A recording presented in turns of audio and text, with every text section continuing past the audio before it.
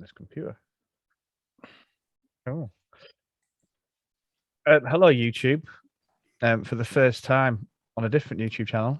But to the Proctor viewers who will be seeing this, this will be our last video in this feed. Just to let you know, there is a link at the bottom to where we are going.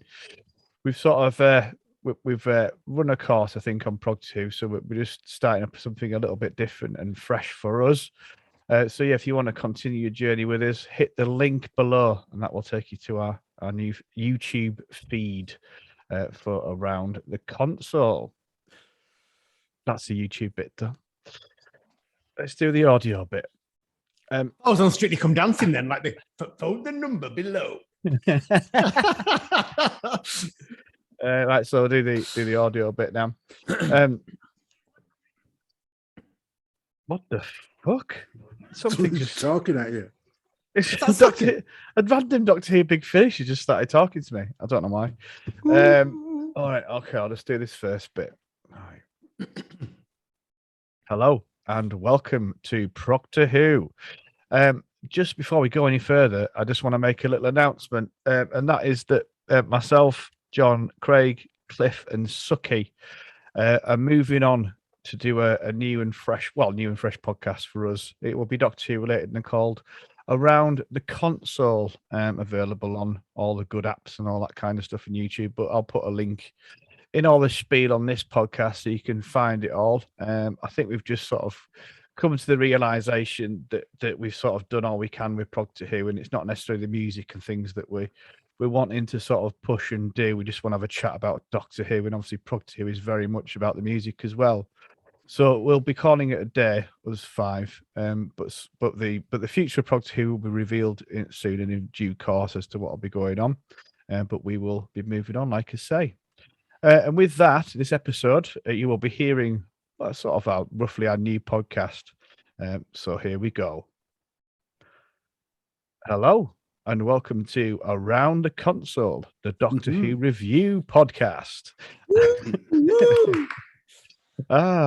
So yeah, this is our first one. I'm just gonna kick it off just to let you know we are reviewing the latest episode of Doctor Who, Flux Part 1, the Halloween Apocalypse.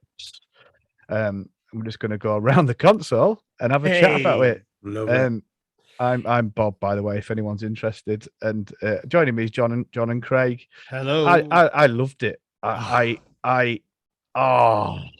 You know, because I kind of want to disconnect. I like to disconnect myself from the world of Doctor Who when the new series is on, so as not to get any spoilers, have it ruined for me, or engage in any conversation with anyone. Because I just want to watch it and enjoy it. But I don't want to do that. I want to talk about it because I fucking loved it. Do you know, I loved it even more on the second watch. Do you know, when I watched it, I was thinking, Bob will fucking love this. Yeah. It was just, it had everything that you probably needed. Yeah. Yeah, it ticked all the Doctor Who boxes. Only things that Doctor Who can do. A Northern Space Dog. Yeah, stuff like that. It's mental. That dog. It sounds really dim. It took me. I loved the episode the first time I watched it. Loved it much more the second time I watched it. But when I was watching the first time, the thing that grated a little bit was the Northern Space Dog, and it didn't twig that it's a bit like a Yorkshire Terrier until one of my friends said it. And the minute she said it, was like, it's just genius. It's just brilliant Doctor Who. And I loved it even more for doing it. Yeah. Well, we've all got bits we probably really, really love. Mine was the fact that she comes out of Liverpool and says it's Klopp era, classic. Yes. And do you know what? That even more special, because obviously I know you and Suki are Reds, Liverpool fans, and I've got an affinity to Liverpool because that's who I spotted when I was a kid before I spotted York. But I love the fact to reference the Klopp era because after when Klopp leaves eventually, and he will. Yeah, I think I was having a conversation with a friend who's a Liverpool fan as well. That will be remembered as possibly one of the best eras in Liverpool football. Oh, yeah, he will be remembered as the best manager. Guys, for non-footballers, can you just explain the Klopp era? Because that did go over my head. Jurgen Klopp. Yeah. Right, okay. Yeah, and he's just an absolute legend. Everybody loves him, I think, don't they? No matter what their allegiance is. That reference is great, but the reference to seeing the Barcelona game 9 times, because I've seen it about that time. And I was the ball boy for Trent once, which is like, oh man, that's it. Fucking, that's the end of it. I love Doctor Who forever now. Yeah. She is my doctor forever. This is the best show ever. It's But I great. love the loved it. fact that John Bishop got his that's his thing, isn't it? He's a Liverpool, he's a Red, Yeah. and he got all that in, and it kind of, I thought it was brilliant, and I was really, really not looking forward because I think John Bishop is possibly the most unfunny comedian ever. And he just grates on me loads, but I loved him in this. I thought he played the part just amazingly well, just a fella. It was A a nice really nice, fella. heartwarming character, wasn't it? You got a nice thing. He's clearly a man that wants to fill his time. He was doing the museum just because he loved Liverpool so much. He was doing the food bank and giving away everything so he didn't have anything. And he just got the impression in such a short space of time that he was actually a really decent bloke. Yeah. That's the impression I got. It was nicely acted. And I did read somewhere, I can't remember where it was, that he asked all the questions. It's like, if that happened to me, you'd be like, yeah, right, whatever. And he actually asked it. He came out with the questions that I was thinking, and I loved that. That was a perfect role. Got to hear my theory on John Bishop and his character, Dan Lewis. Lewis. I think he's a.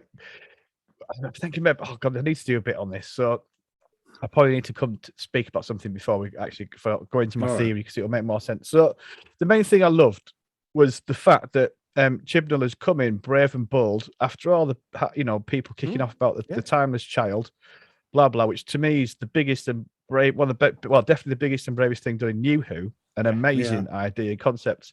And one thing that was mentioned with Dr. Ruth in the previous one, when we first met her, which again, another brave thing, the division. And obviously that's what the Doctor's doing now, is she's looking for the division. That's the first thing. The second thing is Swarm. So the new, beautiful, awesome baddie.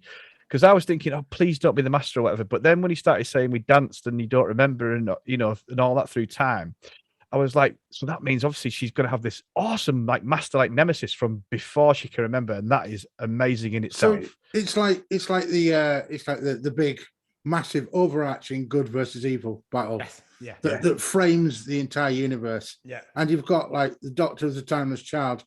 It's like almost like myth status, where she has got her side and the constant battle with this evil Swarm fella, and they battle every eon, and one of them wins, and then she forgets, and then it happens all over again. It's like a proper legendary story. I missed that bit, It seems like this Doctor keeps having her mind cleared, didn't she? She knew nothing about the timeless child, and then she remembers it. And now once again we have this. We've danced before, and it's like, what are all these revelations that just keep coming to me? She's like the Doctor that doesn't know who she is, and she's slowly learning so much about herself. And you think that's Swarm, that when the battle, this memories of the Doctor's erased.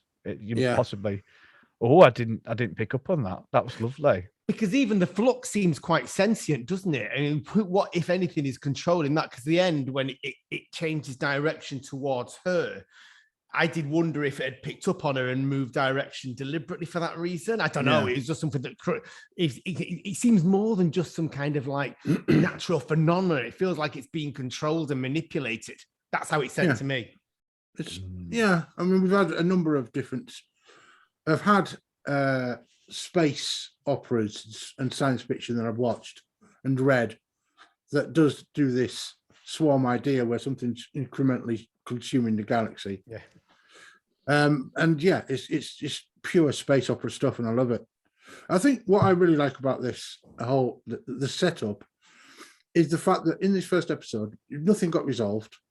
Particularly, we've got setup, we've got building blocks, all the stuff we crave as story watchers. We need to know that the story is going somewhere. It's not going to flippantly just resolve in 2 seconds. So you've got a load of fucking threads there that they're plucking on, and we get no resolution to any of it. It's just so exciting because it's speculation heaven. Stuff to work out. And there is so much in it. It's like, you meet down, you get the bonding of Yaz and the Doctor, and you get that mystery of what they've been up to. You get the Flux, you get the division, you get the Sun Tyrants, you get the Weeping Angels, and you get Claire. So much thrown. I mean, what is Claire? Obviously, Claire has now gone back in time, so I think she kind of half expected that to happen, and I think Claire's going to come into. I don't know when. Think about it. The Sun Tyrants and the Weeping Angels are traditionally baddies, aren't they? But maybe both of them are trying to stop this Flux, and both in their own way are trying to do that. So the Weeping Angel, rather than attacking Claire has taken her and sent her back to do For whatever it is safety. to help. Possibly. Yeah. Or to help, or she's got to be in a certain place to meet the doctor again at a certain time. What? So everybody's helping. Yeah. What I loved about when the Weeping Angels came, it was just so unexpected. In my head, there were 6 chapters, and it was going to be the Sun Tyrants one week, the Weeping Angels the next week. That's just the way I kind of visualize it. So when I kind of knew the Sun Tyrants because it kind of was in all the publicity. When the Weeping Angels came into it in that street, it was like it was a real kind of I didn't expect that moment, and the way it was done. You know, the look in the iris, and you see the Weeping Angel come, and then just the door. I'm wondering who Claire is, and because that moment when she met the doctor and she's like, it's like Love and Monsters all over again, wasn't it? What did she say? She's just taking the long way home. I think that has some reference. There must be a reference to something else. Taking the long way home has to be a fucking clue. Have we missed something, or is it something? I don't know. There's something deep in there somewhere about that, because that moment felt like one of those revelatory statements that she made. Yeah, it felt like she knew what was going to happen, but she didn't quite know when. So was she putting it off by taking the long way home? And then you've got the Swarm's sister. Oh, yeah, she looked circle. Beautiful. That face, though, silver. It looked like a thing you hang on the Christmas tree. The effects were great on this. Yeah. The when Swarm destroyed that division guard. Yeah. And also when he got like those crystals in his head and it's like, this is boss. This is your equivalent of waking a dark god from beneath some mountain, and this is the final end of days fight of good and evil that we're seeing right now. It was just done so well, wasn't it? Because obviously, there's always that how scary can Doctor Who be, how many deaths. So there we are, you get the 2 guards come down, and it just eliminates her straight away. It was like, boom, there we go, and you as well. And it almost set the tone that life was going to be shed in these episodes. There was going to be numbers.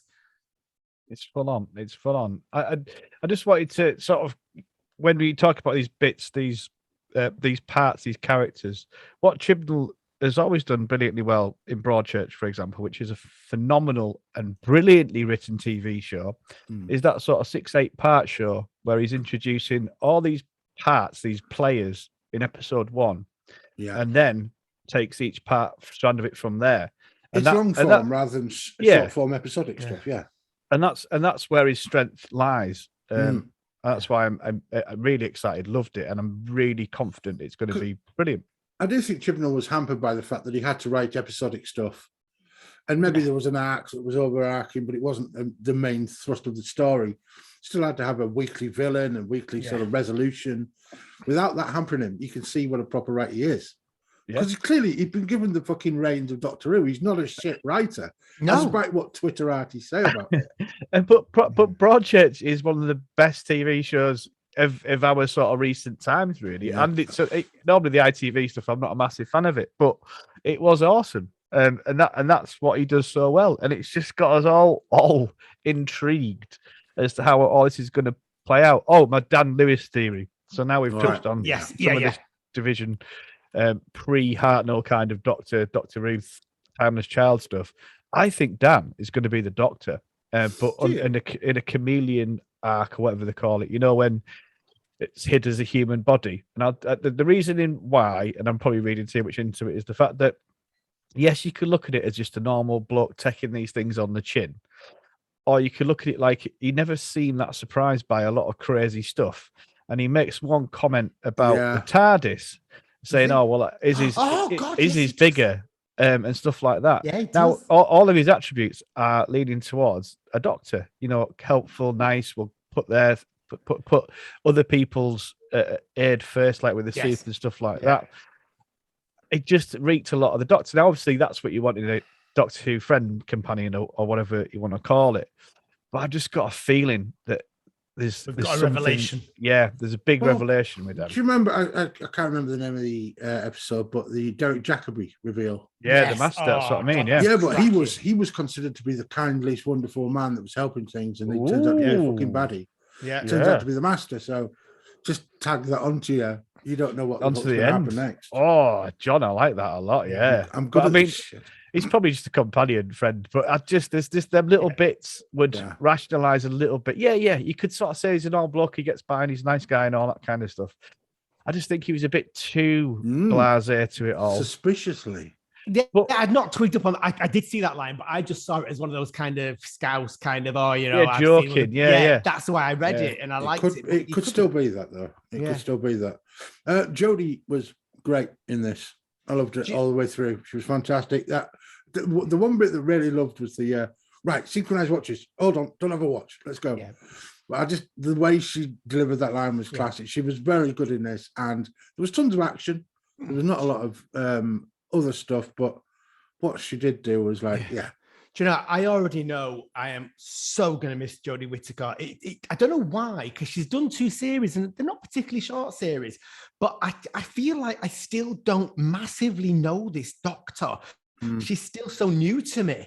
And it just feels hard. Genuinely, I'm so gutted that this is her last series because I think she's amazing. I think there's so much more that her Doctor's got. I know she's got mannerisms and you can see how she's going to act at times, but she's just great. It feels like she's been cut short in some ways. It just is. We don't know what's going to come. But we've only seen 2.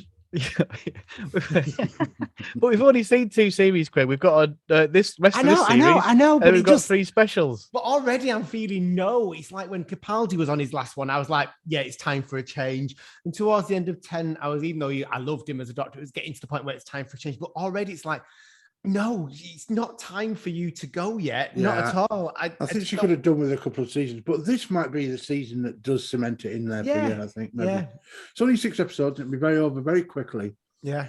Because isn't one of them, isn't this one an hour long? The next one, isn't it an hour or something? They're not all 50 minutes. I think it's quite a long episode. I mean, that's, the way of it, isn't it, these days? Yeah. You're getting a lot less out of the episodic stuff and more of the full stuff. And I love basically a 6-hour story, isn't it? Yeah.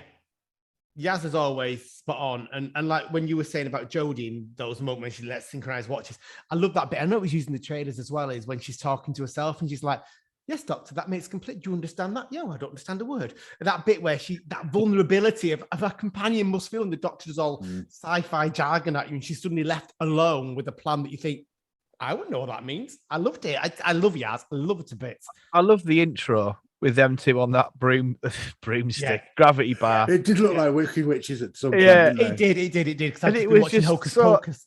Over the top, crazy camp, all the awesome things that I love in Doctor Who. And that's what this did really well as well. Was thanks to the writing, was you got that bit. This is what I always said Chibnall would be, a cross between Moffat and Davis and his own man as well. And this is what this series is going to be. And I'm first episode in. This is some of the best Doctor Who we've seen. Oh, it's brilliant. Because it is. I recognise it as Doctor Who. It's just it can do it all the things Doctor Who should do. It's stupid. It's dark. It's all these things. Sorry, it's 50 minutes of like.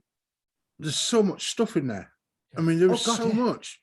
We haven't even mentioned the Liverpool in 1820 bit. No, because that's been left as a mystery, hasn't it? The Anderson tunnels, is it? Yeah, because I've been under another piece brought into play that we don't know anything about. And that's good that they don't have to resolve every piece all the time. Yeah, they can let us give it breathe for the story to work out.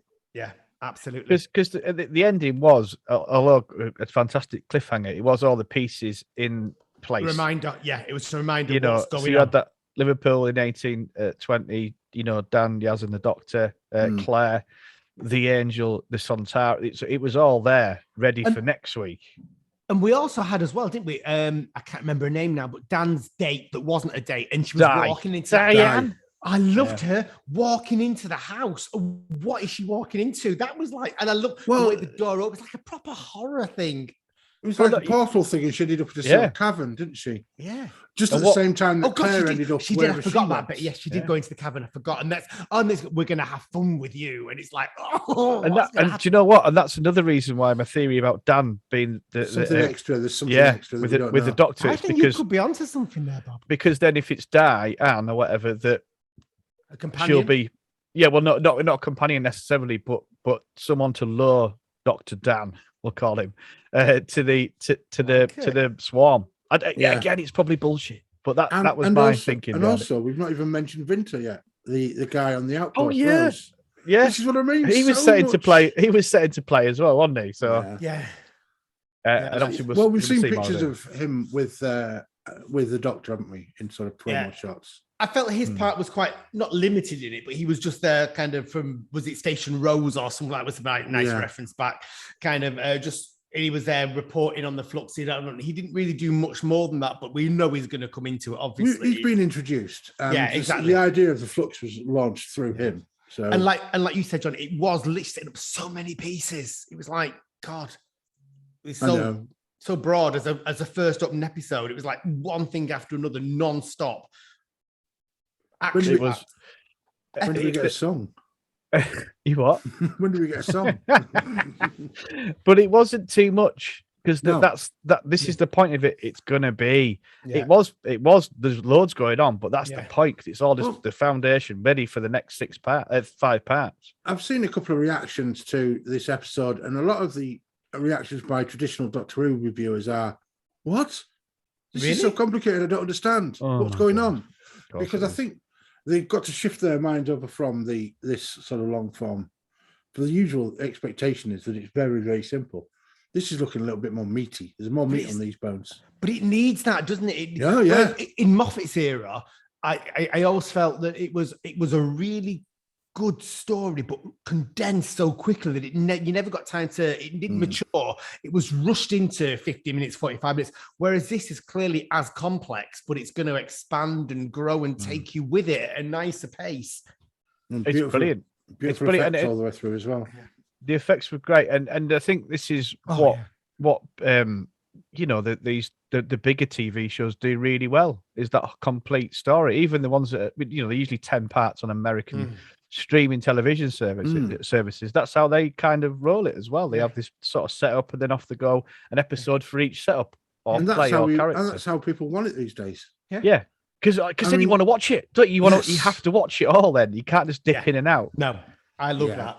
It's Twin Peaks, isn't it? Can we talk about the Sun Tyrants? Because I was really excited that they came back. John, what did you think of them? Because obviously you're used to the kind of the Strax and things like that. No, yeah, they were great. I think they were more convincing looking than Strax, to be honest. Strax is too shiny. Yeah. But I think that I kept a close eye because there was big detail of those faces, of the Sun Tyrant faces. And the quality of the makeup was absolutely fucking mint. You couldn't see the joints. It was disgusting, but I love the little interplay between the two Sun Tyrants. I find you disgusting. Yeah, well, we can move past that. You're very Dan Starkey. It was Dan Starkey doing it. I was surprised. Yeah. Right. I don't know. I can't get this out of my head. I do agree with what you're saying, but my problem is they've kind of gone sort of Invasion of Time, 3 Doctors. They're 2 Doctor style Sun Tyrants, which are 2 Doctors. Really like. Obviously, with loads better makeup and all that kind of stuff, and the more war and whatever. I don't know. There's something. I've got that in my head now, and I can't get it out of my head. But I do agree with what you're saying. They look good and all that. But I just see the 2 Doctors Sun Tyrants were my favourites. Were they? I love probably because that was probably because it was the first time I saw them. I remembered. Obviously, I would have seen the Sun Tyrant experiment as a kid, but I was too young. So when the Sun Tyrants came back, it was the 2 Doctors. So I loved it, and I loved the music in that, and I loved the space balls. Oh my god, their spaceship looks amazing. I love Sun Tyrant ships. They're just so sexy. But they're just brilliant. Sexy spaceships. They are. What's your top 5 sexiest spaceships, Craig? Dalek spaceships are cool. Sun Tyrant spaceships are cool, and beyond that, I actually can't remember anymore. I'll go with the you'd be more into rockets, with the phallic kind of shape. I like a good rocket as it goes up. But anyway, bet you do. But yeah, no, I love the Sun Tyrants, and I love the fact that it was so simple because you're so used to Sun Tyrant invasion fleets, and it was just him, and it was things like "Give me your report," which went all the way back to Sun Tyrant experiments where they've been doing the little things. I love that. In fact, there were loads of references like that because even when the Doctor meets Dan, she does the whole "Hi, I'm the Doc. Now run for your life," which is obviously a cross back to the very first sentence that Chris says to Rose, isn't it? "I'm the Doctor. Run for your life." And I just love the cleverness of some of that writing. Clever. I didn't see that one. Yeah. Cloister Bell. Back. Love that. Has that not been in recently? No, not for a while. I still think. I mean, it will have been in New Who at some point. Oh God, I think. yeah, it but was not as Russell T. yeah, but not as obvious as that. It was Yeah. like that was impending doom. You know, it's serious when the closed bell sounds. It reached a point, I think it might have been under Russell T Davis, and you know I love his era so much, but it did reach a point the close bell was getting really regular. And then it has gone for ages, and I cannot remember the last time we had the close bell. And when it rang, it was like, oh, what is it? Sorry, calm down. An alarm is more alarming if it's only rarely heard. That's it. Yeah, that's it. Yeah, because it was always Chibnall's used it. It was always serious when the cloister bell. You know, you knew it was serious. It was a serious, things a serious sound. I've got to comment as well. Obviously, Jodie used a lot of the sonic screwdriver or sonic scanner, as I'm going to start referring to it, and I think that's quite a good thing. It's a bit Star Trek-y, isn't it? The fact she used it as this like tricorder or whatever, and because it does sort of move you on with the plot rather than having to mess about saying, let's do an experiment on this for half an hour. You know, it's just that's what it is. Let's get on. Yeah. I think the problem is that a lot of people have expectations of what things are. And I think the sonic screwdriver for some people is just merely unscrewing shit. Yeah. But the fact that all through New Who, it's been pretty much, or certainly in the latter half of New Who, it's been an integral part of it. And why not? She's the Doctor. Why not have the good shit that can help analyze stuff? Well, nobody wants an episode like in the past where John Pertwee is going to spend an entire episode with his Bunsen burner, his chemical test tubes out, devising something. That's great in its time, but now it's not. Not now. Not now. So exactly what you said, Bobby. It's quick, it's done. It's like the tricorder. It moves the plot on. We don't need to know the details. We've got his workers like it doesn't do wood, and I just think it's really good for that. Yeah. No, it's some. I'm very, very excited, and I'm very much loved this. I can't really. Yeah, I loved it. Should we hear from Suki and his family? Absolutely. In the listeners, in a bit of listeners' feedback. So Suki got around the console. Unfortunately, he's not with us tonight, and Cliff isn't either. But first, you're going to hear Suki having a chat with his kids while they read out some listeners' feedback, and then you're going to hear from our Sheps, who's, like I said, both unfortunately can't be with us tonight. But you're going to hear from them now. It's probably X-rated as Sheps, so just to be aware. Yeah, yeah, it's true. Yes, we'll still get an explicit on everything that we do, I'm sure. But yeah, we've been quite calm tonight. Are we going to mark going to score them, or do you want to? I'm not bothered really about scoring. I'm not bothered either. Not bothered either. Just tell us. Just have a one word. No. I loved it. Oh, it was an average story. Yeah, one word. Yes. Okay. Yeah. Sum it up. One word. Right. One word. No. Think about that, because that might just be shit. Everybody just say, "Oh." Just give a sentence of what did you think your overall? A final summarized sentence. How did it make you feel? Yeah. How did it make you feel? Right, cool. That was Suki and his family, and our Sheps as well. So let's just go around this console one last time with anything that you've got to say, gentlemen. I've pretty much said all I've got to say. Have you got out left to say, Craig? The thing that kept being said about this episode, and it was kind of, they used the word a lot in the publicity. I saw it a lot in the publicity, I don't know, and it was the word epic. And it can be so, it's been used a lot, hasn't it, over the Christmas specials. It's going to be a blockbuster. It's going to be epic. And actually, this really, really, really felt epic, from the breadth of the story that's being unveiled to the special effects, which surely was some of the best special effects that Doctor has seen for as long as I can remember. So yeah, that's the thing I wanted to say. I just want to talk about, I can't remember his name, the Yorkshire Terrier. Calvinista, was it? Calvinista. I thought that was a really interesting idea, really cutely done, man, because I still haven't got his loyalty, because obviously he's come to save the human race, but there's something else to him, because obviously the Doctor's been battling with him for quite some time. He's a division operative. Yeah, so that's how she caught up with him. Yeah, we've got a lot to learn about him yet, but I love that play on maybe because I've got two dogs, but on man's best friend come to save everyone. I thought it was cool. The invasion force wasn't an invasion force; it was actually a saving force. I thought it was clever. And that was super cool. And I loved, and that again, that's something only Doctor Who could really do. And I love the fact that I love the interplay as well between Space Dog and Dan. Dog. when he was like, "Look at you, stupid human! Look at you! You can't. It's boggling your little mind, isn't it?" And all that. I thought that was brilliant, because that's what the Doctor would never do. When you get in the TARDIS, they'd be like, "Oh, you all right?" Whereas he's like, "You daft human," and I thought that was brilliant. And I love Dan's reaction when he comes through his door, like, oh, you've got to say, you put the effort in, and he's like playing with his little nose and his fur. And obviously, I just like, that's exactly what you would do, as well as a bill for smashing his wall down. But things like, as well, there was some real humor in it. Sorry, John. Like when the house miniaturizes and you've got that person on the toilet and you hear the toilet flush. It was Jurassic Park, like, Yeah. And then you hear the, oh, sorry, from Yaz and the Doctor.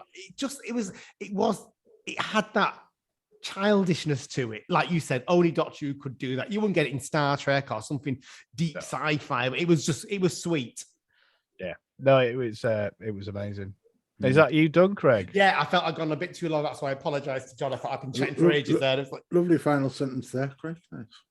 Cheers. What sweet. John, have you got much left to put around this console? Only that I'm optimistic now coming into this season, because they've been brave enough to put in threads that we don't know where they're going.